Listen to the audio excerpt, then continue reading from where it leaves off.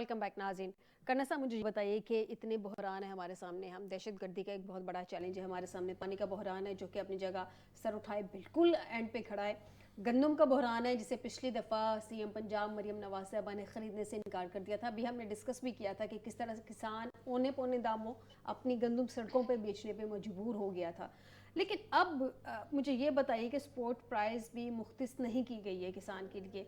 गंदम बहरान जो है वो खड़ा है सर पे, क्या होगा, क्या स्ट्रेटजी है गवर्नमेंट की, किस तरह से इस सारे बहरान से निपटा जाएगा? देखिए जी, गंदम उनकी पिछले साल की अभी तक पड़ी हुई है लोगों के पास। अगली गंदम सब ने तो नहीं लगाई, जिसने भी लगाई है वो इस वक्त सब के सब सजदे में हैं, दुआएं मांग रहे हैं कि अल्लाह ताला हदायत दे सूबाई गवर्नमेंट जितनी भी हैं और सेंट्रल गवर्नमेंट को भी कि फौरी तौर के ऊपर गंदम का निज़ाम दें। ये आएँ बाएँ शाएँ वक्त क्यों गुजार रहे हैं? लोग तो बिल्कुल आखिरी हद तक आए हुए हैं। लोगों को हमें तंग करने में, टॉर्चर करने में, उनको गुर्बत की तरफ धकेलने में, उनको परेशान करने में क्या हासिल होगा? पहले ही दहशतगर्दी को कम नहीं है। और दहशतगर्दी के जब आप सारे अवामल देखते हैं तो आपको ये नज़र आता है कि जितनी इस मुल्क के वसाइल थे, वो वसाइल उन लोगों ने जिनका असर व रसूख था, या जो पार्लियामेंट में थे या जो इक़्तिदार में थे, उन्होंने वो वसाइल गबन किए। वो गबन किए, उन वसाइल को कन्वर्ट करके बाहर ले गए। और बाहर जो कुछ रखा हुआ है वो सारी उनकी सारी तवज्जो बाहर की तरफ है। इस मुल्क की तरफ तवज्जो कम हो गई है।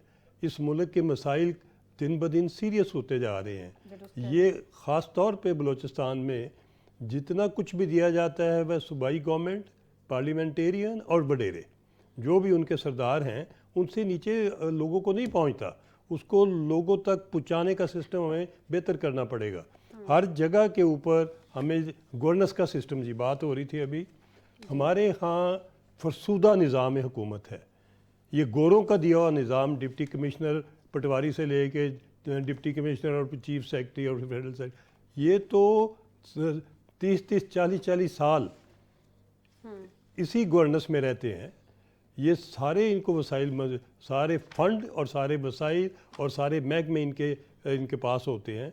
अगर मुल्क फेल हो रहा है या इकॉनमी फेल हो रही है तो इसकी प्लानिंग फेल हुई है, प्लानिंग थी कोई नहीं। ये सारी ब्यूरोक्रेसी को भी जवाबदेह होना चाहिए कि कैसे मुल्क चलाया है, क्यों नहीं उन्होंने ऐसा सिस्टम ले आए। करना साहब, अभी आपने सरदारों की बात की, ब्यूरोक्रेसी को जवाबदेह होना चाहिए। सबसे पहले तो बलूचिस्तान के हवाले से ये देख लें कि उनको महरूमी है फंड्स के हवाले से। तो जो बलूचिस्तान में अरकान असम्बली को अरबों रुपए दिए गए हैं, वो कहाँ है? वो ज़मीनी हक़ाइक़ पे उनका कहीं हमें निशानी नज़र नहीं आता। डेवलपमेंट फंड्स को जो दिए गए हैं। अभी बात हो रही थी इनकी सादिक संजरानी फैमिली की जी। ये सही बात है कि वो प्राइम मिनिस्टर इंस्पेक्शन कमीशन में जो इंडिकेट किया अब्दुल्ला भाई ने वही अपॉइंटमेंट थी।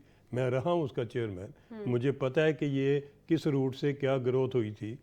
इनका भाई राजिक, इनका छोटा भाई राजिक सेंडक के प्रोजेक्ट के ऊपर एमडी बन के कितने साल का टर्नओवर था? 1 साल 2 साल नहीं, 25 साल। किसी ने पूछा ही नहीं। तो फिर सेंडक का हिसाब किताब अगर जिस वक्त खुल गया कि आया ये तो कॉपर नहीं था, इसमें तो रेयर अर्थ भी थी, इसमें तो सोने भी थे, तो बगैर इधर टेस्ट किए, बगैर रिफाइनरी लगाए ये कैसे चीज़ें, रॉ मटेरियल बाहर कैसे जाता रहे? आंखें बंद करके जाता रहे। फिर जब हम उसको पहले 10 साल के लिए दिया, फिर उसके बाद उसको 10 साल और कर दिए, फिर 5 साल कर दिए। अभी खान साहब जाते जाते 15 साल और दे गए। वही टर्म, वही कंडीशन का खुदा का खौफ करे। कोई बंदा तो ये देखे कि वो कर क्या रहा है। रिकॉर्डिक दिया हमने, रिकॉर्डिक हमने 50% दे दिया, जबकि और लोग और कौम से झूठ बोला खान साहब ने कि इसके ऊपर पेनल्टी जो है 11 बिलियन की है। वो 5.995 की थी, 11 की नहीं थी। चीट किया गवर्नमेंट को और लोगों को। फिर उनको 1 बिलियन स्टेट बैंक से नगद दिया। अपनी रिकॉर्डिक हम खुद खरीद रहे हैं। फिर हमारा उनसे साथ झगड़ा था होल नंबर 3 का, जिसकी टोटल 3-4 किलोमीटर लंबाई चौड़ाई थी। हमने 643 square kilometre area, 643 square kilometre area, जिसमें सारी रेयर अर्थ, मोलिब्डियम, सेलेनियम, पता नहीं क्या कुछ है, सब कुछ लिख के और ऐसा डॉक्यूमेंट किया ऐसा डॉक्यूमेंट उनसे साइन किया हुआ है जो कि सरेंडर डॉक्यूमेंट है। मियां साहब मुझे ये बताइए कि 37% मजदूर ज़राअत से मुंसलिक हैं सर, मईशत में ज़राअत का 23% हिस्सा है। ऐसे में मुल्क को दोहरे बहरान का खुदा न खास्ता सामना करना पड़ सकता है। मैं खुदा न खास्ता कह रही हूँ, लेकिन ये हकीकत है कि इस बहरान का सामना करना पड़ सकता है हमारे मुल्क को, क्योंकि एक जाने पानी की किल्लत होगी जो कि फसलों की तबाही का बायस बन सकती है, दूसरी जानिब हुकूमत की जानिब से गंदम खरीदारी ना करने से किसान मुतासिर होंगे और आगे चलकर गंदम और आटे का बहरान सर उठाएगा। तो ये कैसे डील किया जाएगा इस सबको? आप बजा फरमा रही हैं। देखें, आपके पहले भी प्रोग्राम्स के अंदर हमने ये बातें की हैं और आज फिर इसको, इन बातों को फिर दोहराते हैं। ये बहुत बड़ा बुरान आ सकता है और इसके लिए हमें ज़रूरत ये थी कि हम इसकी पॉलिसीज़ बनाते। देखें ना, हमारा ज़राई मुल्क है और हमारी एग्रीकल्चर पॉलिसी कोई नहीं है और हमें बड़ी अशद ज़रूरत है। हम सारे काम छोड़ के सबसे पहले, अगर कोई इस मुल्क में काम करने वाला था तो वो एग्रीकल्चर पॉलिसी बनाने के भी दो तरीके होते हैं। एक लॉन्ग टर्म पॉलिसी होती है जो आपकी कम से कम 50 साल के ऊपर मुहित होती है, और एक शॉर्ट टर्म पॉलिसी होती है। कोई बुरहान आ जाता है, उसके लिए आपको फौरी इकदाम करने पड़ते हैं। तो जो आपने, ना तो आप बनाते हैं जो डंग टपाऊ पॉलिसी होती है वो बनाते हैं कि चले जी ये काम कर लिया जाए और उसके बाद फिर देखेंगे। ये कभी भी हमने नहीं सोचा कि ज़राअत को हमने एक जामिया पॉलिसी आप बना दें और उसके ऊपर आपका कोई बुरहान, मैं आपको गारंटी करता हूं कि इस मुल्क में ज़राअत के अंदर कोई एक जामिया पॉलिसी बना दे कि जो फिर आपका बुरहान कोई नहीं आ सकता, ना आटे का बुरहान आ सकता है, ना आपका किसी और भी कोई है। देखें ना, इसके लिए भी हमें ज़रूरत है कि हमें डैम्स बनाते और हमने उसके ऊपर भी काम नहीं किया। फिर बड़ा ज़रूरत थी कि जो बारिशी पानी है, देखें ना, इतना कीमती है, पेट्रोल से ज़्यादा कीमती है बारिशी पानी, और इस पानी को हम कितना बेदरेक उसको समंदर में जाने देते हैं और उससे फिर हमारे सैलाब भी आते हैं। हम देखें कि वाटर टेबल हमारा कहाँ चला गया। इसी लाहौर के अंदर 10 फुट के ऊपर मैंने अपनी आंखों से देखा हुआ है, 10 फुट के अंदर वाटर टेबल था आपका, और आज देख लें कि आपका 300 पे आपका चला गया है। हम आने वाली नस्ल को क्या देंगे, कभी हमने इसका सोचा है? जब तक कि आप तमाम शहरों के मास्टर प्लान नहीं बनाएंगे, बेहंगम ट्रैफिक है हमारा कोई कमर्शलाइजेशन की हमारी कोई पॉलिसी नहीं है, हमने किस तरफ जाना है, शहर को किस तरफ बढ़ाना है। जी, हर साल स्मोक का सामना जी, स्मोक का सामना करना है। आने वाली नस्ल को कौन सा, हमारे बुजुर्गों ने जो हमें पाकिस्तान दिया वो बहुत खुशहाल पाकिस्तान हमें दिया, लेकिन हम अपने ही नस्ल को कौन सा पाकिस्तान देके जाएंगे? उसके लिए क्या बुरहान ही छोड़ के जाएंगे? ज़राअत का बुरहान होगा, आपका पानी का डैम्स नहीं होंगे, आपकी लॉ एंड ऑर्डर की सूरत हाल ठीक नहीं होगी, कैसे? और ये एक ही, अगर एक पॉलिसी, वैसे तो आपकी ज़रूरत है, आपको ज़राअत की पॉलिसी, आपकी खारजा पॉलिसी, आपकी ज़रूरत है हेल्थ पॉलिसी, एजुकेशन पॉलिसी, लेकिन जो ज़राअत की जामिया पॉलिसी होगी, और ज़राअत भी कहाँ से शुरू करनी है, वो भी ज़राई स्कूल और कॉलेजेस और यूनिवर्सिटीज़ को आपने ज़राअत के ऊपर जो बेस करती हुई हो वो आपको बनानी पड़ेंगी और वहाँ से आपको लेके ये सिलसिला शुरू करना पड़ेगा।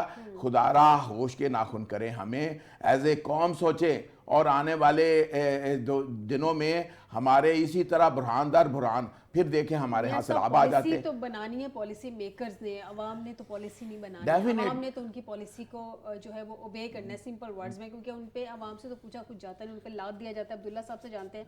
अब्दुल्ला साहब, अभी मैंने कुछ डिजिट्स बताए, 37% मजदूर ज़राअत से मुंसलिक हैं, फिर मैंने बताया मईशत में ज़राअत का 23% हिस्सा है।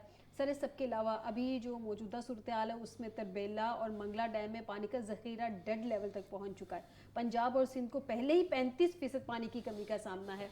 इस सब में चीनी की बरामद भी अब 1381% में इजाफा हो गया है चीनी की बरामद में। सर, हमारी प्रायोरिटीज़ क्या है? दहशतगर्दी का इतना सुवेर किस्म का हमें सामना है, हम किस जानिब जा रहे हैं? हमारी कोई स्ट्रेटजी नज़र नहीं आ रही। प्रायोरिटीज़ क्या है आपके ख्याल में हमारी? जी, हम सेल्फ डिस्ट्रक्शन मोड के ऊपर हैं। हमने अल्लाह का शुक्र है भारत की चीनी जो है वो यूएई से इंपोर्ट की है, और यूएई से चीनी मंगाने का मतलब ये है कि जिस मुल्क में गन्ना तो दरकिनार गंडेरी तक नहीं होती, वहाँ वहां से जो चीनी है वो आई है। आपने उससे चीनी मंगवा ली है। जी, जी। और गंदम का तो अल्लाह ही रहम फरमाए। हुँ। अभी कर्नल साहब ने जैसे फरमाया कि जी वो राजिक साहब तो अपने नाम के मुताबिक वो पूरे खानदान के लिए राजिक बने रहे, और वो दबा के वो आपने देखा ही है फिर मेहरबानियां। लेकिन असल मसला जो है वो ये है कि ये तो चलें जो आप हम तंज कर सकते हैं, तकलीफ होते है, लेकिन जो रियलिटी है गंदम की, जी। गंदम तो जिन लोगों ने मुझ समेत जिन लोगों ने हाथ यूं जोड़े थे ना पिछली दफा, अब वो कोनियों तक उन्होंने जोड़ लिए थे जो पिछली दफा गंदम का हाल हुआ। बारदाना नहीं मिलता, गंदम खड़ी है, बारिश आई खड़ी है, सामने पड़ी हुई है, मुनशियाना है, कटौती है, मतलब यू नेम द एक जो बदमाशी है वो मौजूद है। और आपकी बोरियां नहीं मिलती आपको। बड़े बड़े ये कर्नल साहब बैठे हैं, इनको सिफारिशें आती होंगी हर साल, दीगर लोगों को आती होंगी, मियाँ साहब को आती होंगी कि खुदा के लिए हमें गंदम के लिए बारदाना दे दो, बोरी दे दो। लेकिन ना, बोरी जो है वो आपको नहीं मिलती, कोई आपको सहूलत नहीं मिलती। आप ज़राअत का बेड़ा गर्क कर रख दिया। जिस मुल्क का दारो मदार 80% जो है, ये मैं आपको बता रहा हूँ, जी, जी। 80% कहीं ना कहीं से डायरेक्ट और इनडायरेक्ट हमारा ज़राअत के ऊपर, because we are agro based country, हमारा एग्रीकल्चर था। इंडिया ने ऐसा आपके साथ सिंतास मुआहदा किया, वो आपके मालूम है कि वो हमने एक वीकर मुआहदा एक ताकत की पोजीशन में किया। नतीजा ये हुआ कि सतलुज और ब्यास जो है वो भी गए, और जो हमारा बाकी पानी है वो भी आपके सामने ही है कि वो क्या रह गया। बारिश हो नहीं रही, डिफॉरेस्टेशन हो गई है, 2.7% पूरी दुनिया में फ्रेश वाटर अवेलेबल है, और हम जो है फ्रेश वाटर का ज़या कर रहे हैं। इस टाइम पे जब पाकिस्तान बना था तो तकरीबन 5,800 क्यूसिक जो फ्रेश वाटर का था वो अवेलेबल था हर एक शख्स के लिए, फी कस जो था। आज वो कम होके तकरीबन 1080 के ऊपर रह गया, और अगर ये 800 से नीचे गया तो एक इस इंसान के लिए जिंदा रहना नामुमकिन हो जाएगा। इसलिए ये आप सोचें कि जो एक्वा बॉम्ब है जो भारत ने हम पर चलाया, और जो हमारे हुक्मरानों ने उसके ऊपर जो जिस अंदाज में किया, हम तो जिसको कहते हैं, जैसे बड़े अच्छा मियाँ साहब ने लफ्ज इस्तेमाल किया, डंक टपाओ पॉलिसी, और ये हुन की करिए, बस फिर वो हुन जो करना है तो वो जल्दी जल्दी कर लो, और उसके बाद जो है वो चले जाओ। इस मुल्क में आज तक पाकिस्तान बनने से लेके और जो आने वाले वक्त हैं उनका तमाम की जिम्मेदारी मैं अपने सर ले लेता हूं। अगर इससे मेरी मौत से, मेरे फांसी से मामलात हल होते हैं तो जनाब सारे गुनाह मेरे हैं, लेकिन खुदा के लिए अल्लाह का वास्ता है इस मुल्क पर रहम कर दें। ये आपकी धरती माँ है, अपनी माँ की जो है इज्जत मत रोजाना लूटें, अपनी माँ को बेआबरू मत करें, अपनी माँ के साथ खिलवाड़ मत करें, अपनी माँ के जो है वो आपने नोच नोच नोच नोच कितना खाना है, खुदा के लिए कितना खाना है। वही हलमन मजीद, जहन्नम में, जहन्नम को चाहिए हर बार मजीद मजीद मजीद। इन लोगों का जो गफलत में रखा, कुरान मजीद कहता है गफलत में रखा तुमको बहुतात की हिर्स ने, यहां तक कि तुमने कब्रें जा देखी। हरगिज नहीं जल्दी जान जाओगे, फिर हरगिज नहीं जब तक कि इसको यकीन की आंख से ना देखो। देखें मसला यहाँ ये है कि ये नहीं मानेंगे, ये सुम्मुम बुकमुन उमयुन फाहुम ला यरजिऊन की कैफियत में पाकिस्तान दुनिया के अंदर एक मुमताज मुल्क, जिसने तमाम तरक्कियां जो है माजी में अचीव की हैं, फॉर गॉड सेक मेरे मुल्क को कोई ये ना कहे कि ये नाकाम मुल्क है। जी। मेरे मुल्क तब खला में था जब ठीक। दुनिया मगरिब सोई हुई थी। बिल्कुल मेरे ठीक मुल्क कह ने रहे हैं। तब एटम बम बना लिया जब दुनिया को पता नहीं था। दुरुस्त मेरे कह रहे मुल्क हैं। ने तब एशियन इकोनॉमिक टाइगर बना जब चीन, जापान, कोरिया, इन लोगों को इकोनॉमी का पता नहीं था, और भारत तो किसी खाते में नहीं था। पाकिस्तान के अंदर तरक्की, पाकिस्तान की खुशहाली, चीन के सदर आए यहाँ आपके लाहौर दुरुस्त शहर कह रहे में, हैं, दुरुस्त कह पीको रहे हैं अब्दुल्ला इंडस्ट्रीज साहब, के अंदर माजरत गए, के साथ पीको आपको मुझे इंडस्ट्रीज इंटरप्ट के करना अंदर पड़ेगा जाके मेरे उन्होंने प्रोग्राम का। 1 घंटे का विजिट था, 8 घंटे के ऊपर मुहित हो गया। जी, जी। उन्होंने कहा मैं हैरान हूँ, दंग अब्दुल्ला रह साहब गया हूँ, आपकी बात शुष्क रह दुरुस्त गया है, हूँ अब्दुल्ला साहब आपकी पाकिस्तान की बात तरक्की दुरुस्त है, देख आपका के। पॉइंट आ गया। माजरत के साथ आपको इंटरप्ट मुझे करना पड़ेगा, प्रोग्राम का वक्त खत्म हो गया। लेकिन बातें नाज़रीन आज के प्रोग्राम में जो हमने की हैं, अगर हमारे हुक्मरानों तक ये पहुंच जाए, अगर वो आज का प्रोग्राम देख लें तो शायद वो होश के नाखून ले ले लें। आंखें तो हर दफ़ा हर वाक़े के बाद खोलते हैं, लेकिन ज़रा खोल के अपने गिरबानों में भी झांक लें कि मुल्क के लिए वो कर क्या रहे हैं। बहुत शुक्रिया कर्नल रिटायर्ड सैफ कुरैशी साहब, मियां अब्दुल वहीद साहब, अब्दुल्ला हमीद गुल साहब मुझे प्रोग्राम में ज्वाइन करने के लिए। आज के प्रोग्राम से दीजिएगा इजाज़त। बेशर्ते ज़िंदगी आपसे दोबारा मुलाकात होगी। अपना ख्याल रखिएगा। अल्लाह हाफिज़।